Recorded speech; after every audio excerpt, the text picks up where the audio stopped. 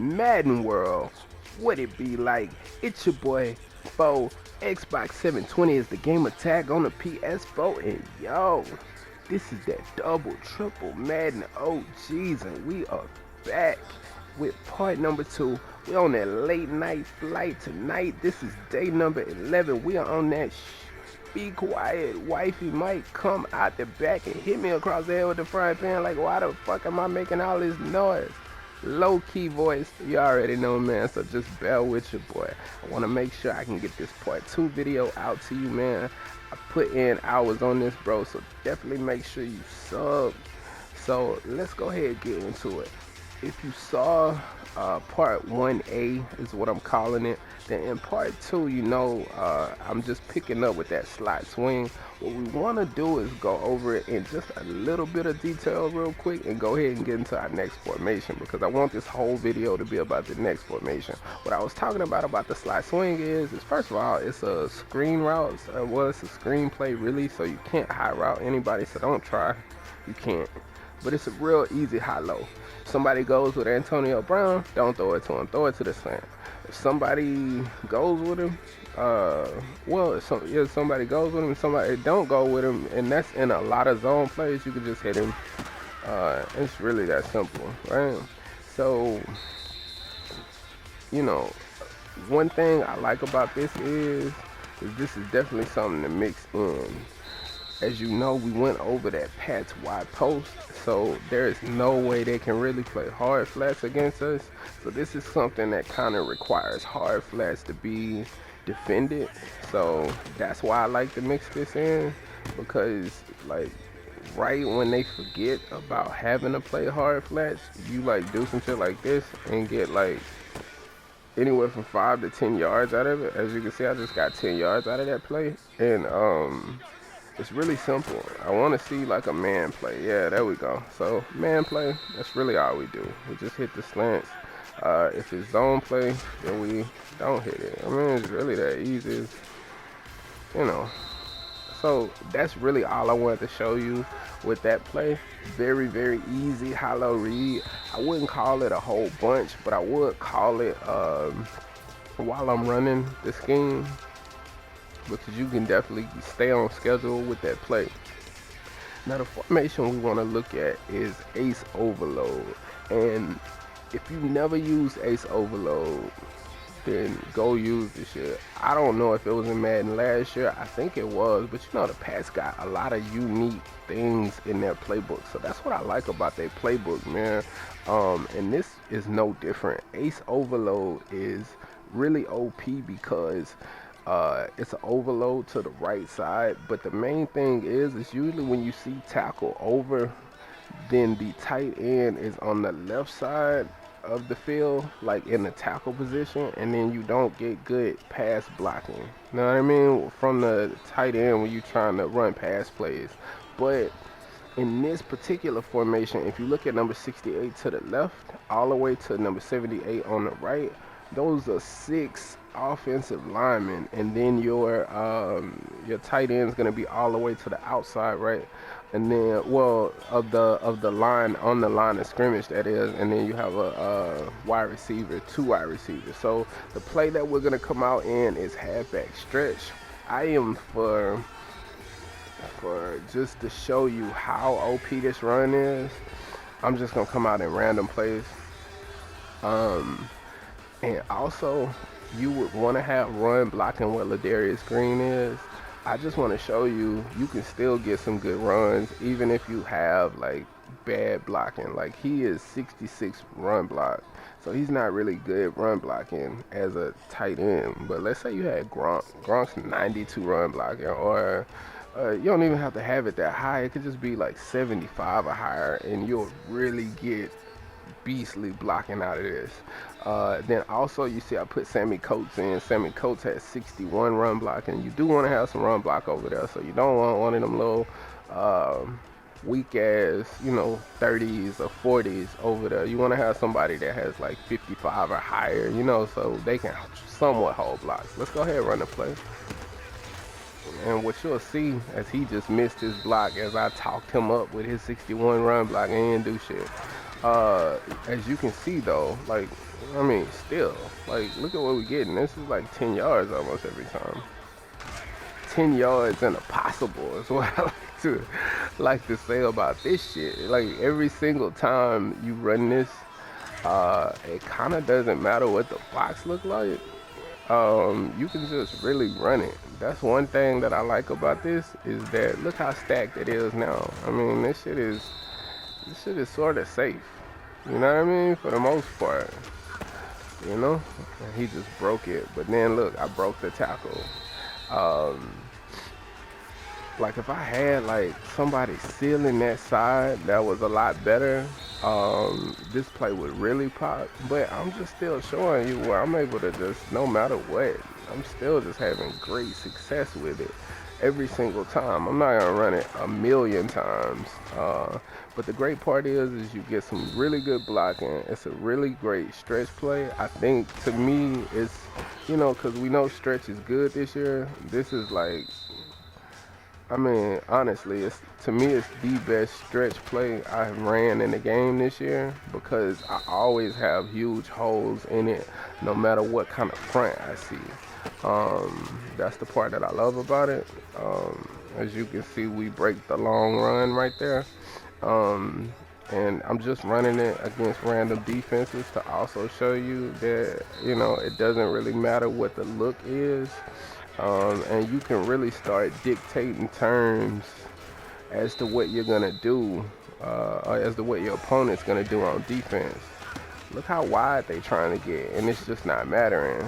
I'm still able to get running room, and they're not just able to get in the backfield. So that's the main reason why I wanted to show you this play first.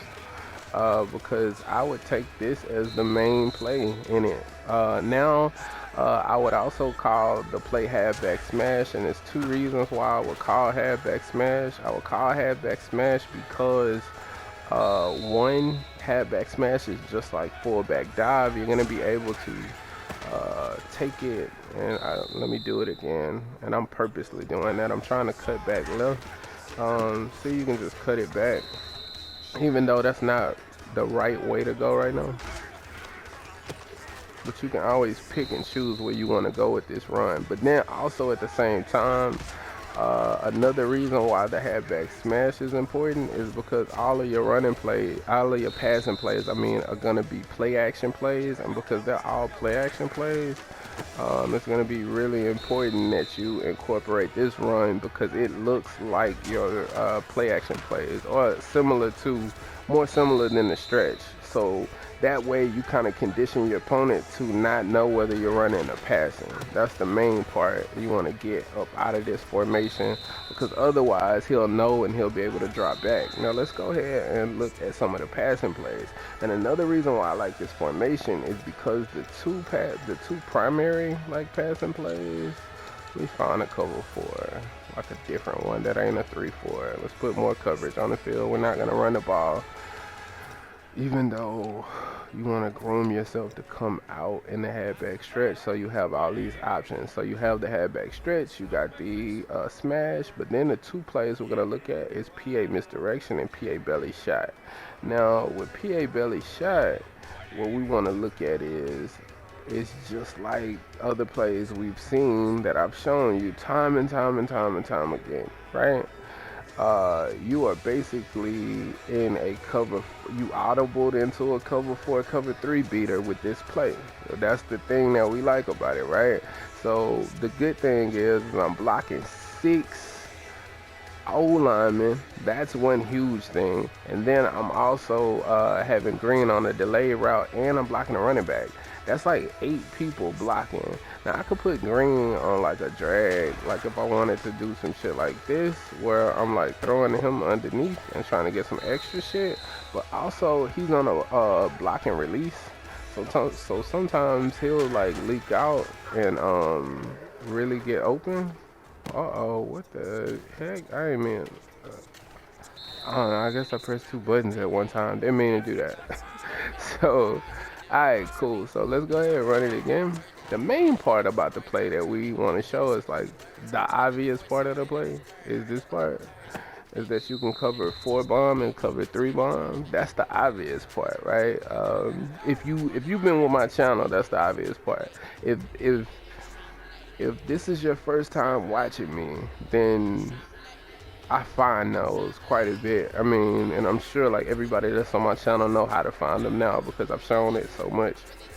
So we like to find this. This isn't a quick audible, but then um, what we want to look at is PA misdirection. I just wanted to show you that. That particular play. I would just say if you want to have like a bomb on the field and you want to have a high low, just set it up like this. This way you can attempt the bomb cover 3 or cover 4, but you have the drag concept where you can just dump off to the drag. I wouldn't throw to this tackle, but you can actually audible this tackle and put him in route. So remember that too. Now, PA misdirection is a play that we want to discuss briefly because to either side, if you wanted to, you can streak and like say put an in route right here. And if you do that, to one side, you're gonna have Antonio Brown open. But then if you want to, you can call PA misdirection and do this and go this way with it, for instance, and you're gonna get the same exact action to the opposite side. So this is one thing I love about the PA misdirection, because you can get that in pretty much any zone unless we're talking about like cover 2, and then it's gonna kind of work just a little different. And I could be wrong. I can't remember how I set it up. Let's go back, set up a cover 2.